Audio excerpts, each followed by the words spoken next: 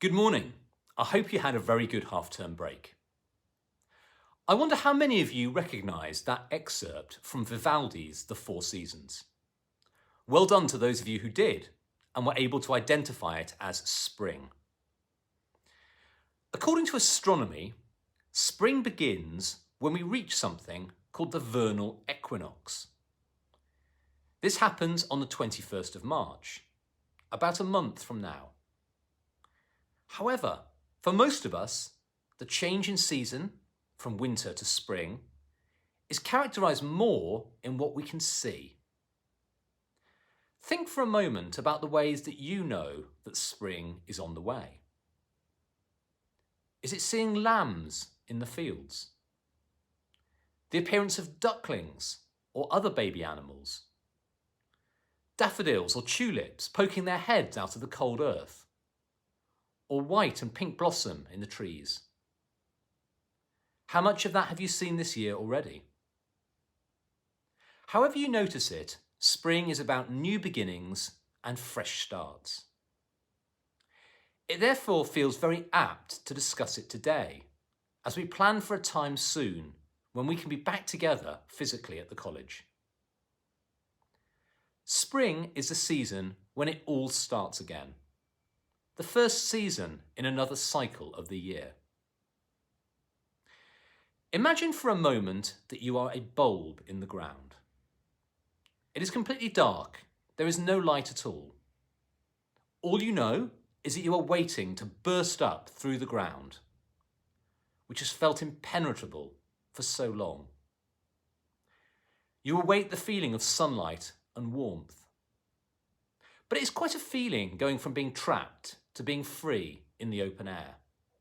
And the analogy is a particularly poignant one, as this winter, we, like animals hibernating or that bulb beneath the earth, have seen the weeks and months pass largely in isolation indoors. Spring this year for us, more than ever, brings real hope. Let's think about signs of new life. Let's reach for new beginnings. Let's hope and pray for good times ahead for everyone. I hope that the Prime Minister will have some good news for us later today when he makes his announcement regarding the lifting of the lockdown restrictions. With luck, we will be back together here at the college, this time in 2 weeks. But for now, I ask you to continue to put in the level of effort and attentiveness to your online learning which characterised the first half of term. Have a very good week.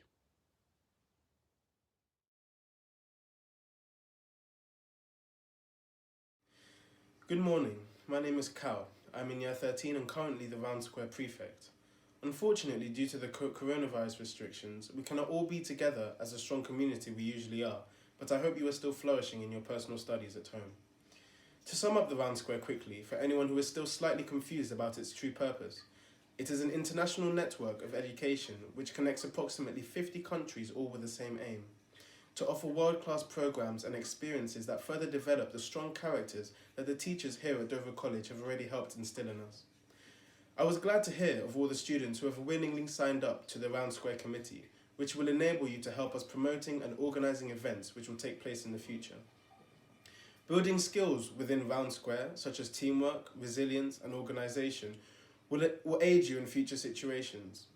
Our first event involves a conference with an international school in Nairobi. This is a fantastic way to begin our journey as a Round Square Committee. As I'm sure you know, Round Square has its core 6 pillars: internationalism, democracy, environment, adventure, leadership and service. Today, I would like to delve into the ideal of democracy, an ideal which allows each person's voice to be heard and of equal importance to one another. Dover College is a fantastic example of this due to the many different pathways students have in order to voice their opinions and wants. We have prefects, the school council and other committees which offer an open connection between the students and the teachers. For example, there is the Boarders Committee, which allows the boarders to bring their concern, but also about their boarding facilities and programs, which is really important as boarders are able to mention how they live at school can be made much better, especially in the current circumstances with restrictions due to lockdown. There is also the Food Committee, which allows our opinions to be echoed to the catering team, who continue to provide us with the food which we are lucky to have every day. Democracy is hugely important because it allows freedom of speech, freedom of expression, and these days we can have even more democracy thanks to the internet.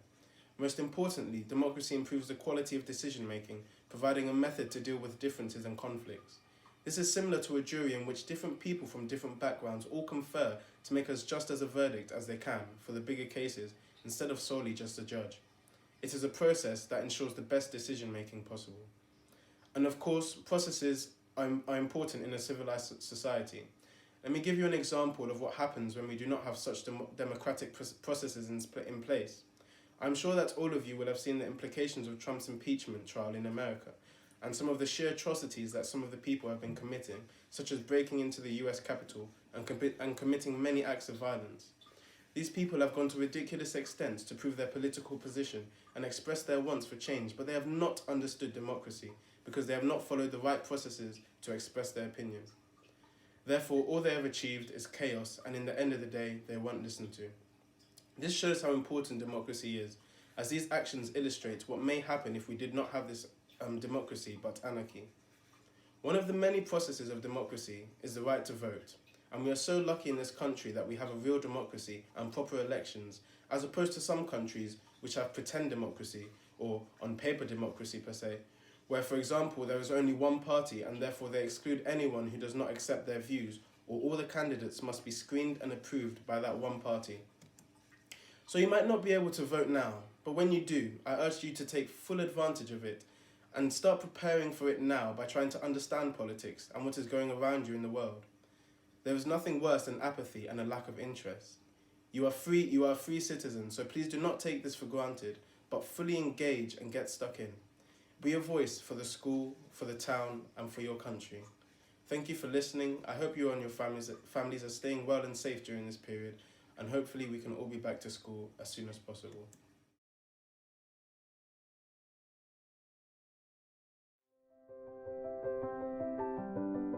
We live in a globalized world. People, places, and economies are increasingly interdependent and interconnected. Ongoing global challenges are impacting all, solutions require thinking and acting beyond national borders. Young people want an education that is relevant to their world and aspirations. Global citizenship education can help us learn to live together in peace. It nurtures respect for all, a sense of belonging to common humanity based on human rights. It helps learners think critically, understand the interconnections between the local and the global. It builds motivation to engage and assume active roles to resolve global challenges, and contributes to a more just, peaceful, tolerant, and sustainable world. Global citizenship education can be delivered in schools in a variety of subjects, but also outside of school. Community associations, authorities, the media, family. It concerns everybody. Education fosters global citizenship. When students learn about global issues and how these impact on their communities, when young people are given the opportunity to learn from each other, and when they're taught to respect each other's differences and opinion. Global citizenship education is most effective when teachers engage in participatory approaches to learning and are equipped with appropriate teaching materials. Global citizenship education is most likely to succeed when all girls and boys feel respected as human beings and are encouraged to participate in school life. We can all be global citizens.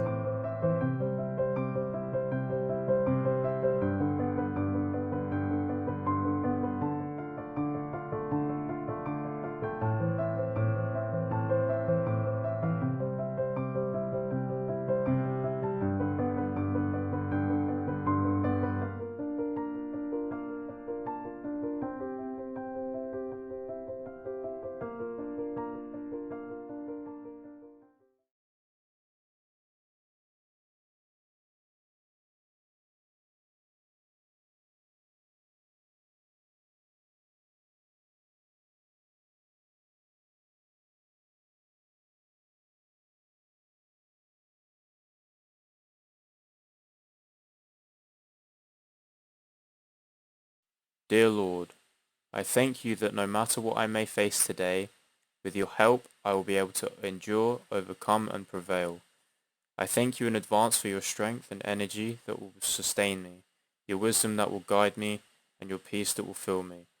May I honor you today in all I think, say and do. In Jesus' name I pray. Amen.